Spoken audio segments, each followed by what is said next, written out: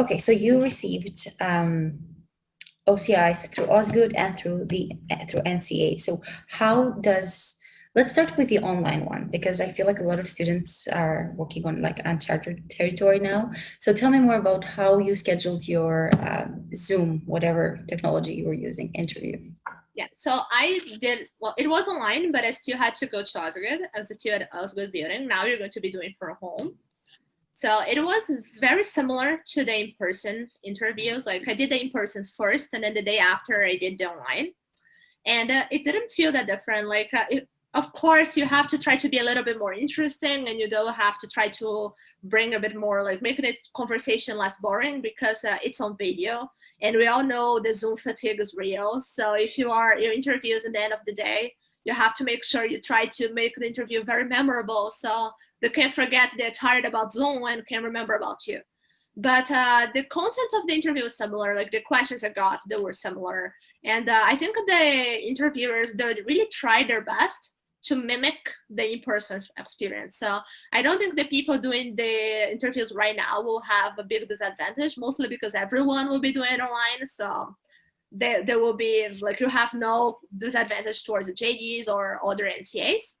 But just make sure you have a professional background, like a white wall. Some don't have people, like tell your family, don't come in my room today. Just make sure you're alone and you look as professional as you can, but treat it as an in-person interview. Great. That's awesome. And then what was the difference with the in-person OCIs? The only difference, honestly, is that it was more tiring.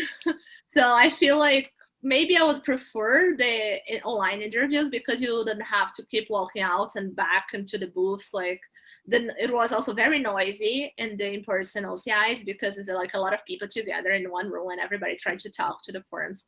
So like it was similar in regards to the substantive questions, like the questions I was asked. They were pretty much about my personality. The law firms, they don't really focus on substantive questions. So of course they care if you have an interest in the field and if you know something about the field they work with. Like if you want to work with IP law and you took a course in IP law, they will be very interested in that. But they won't ask you about IP law. Like they won't make you feel like you're taking an exam, which is very different from the government. And we'll talk about it after. But they'll focus mostly on your personality to see if you are a great fit for that law firm. They're looking for the fit. They're looking to see, like, can I see this person working here during my summer, during the article, and then as an associate? So, like, don't try to be someone else. Be yourself 100%. Like, sometimes I'm too extrovert. I'm extremely Brazilian, and that's what I was there. Like, I'm like, if I don't fit in the forum, it's because it's not meant to be. Like, I'm not going to mimic being someone else. I'm going to be myself 100%, like maybe even 110. And I also had some behavioral questions though, like, so keep in mind that it's not just about fun and about hobbies. You might also face some behavioral questions, so you should try to practice for that.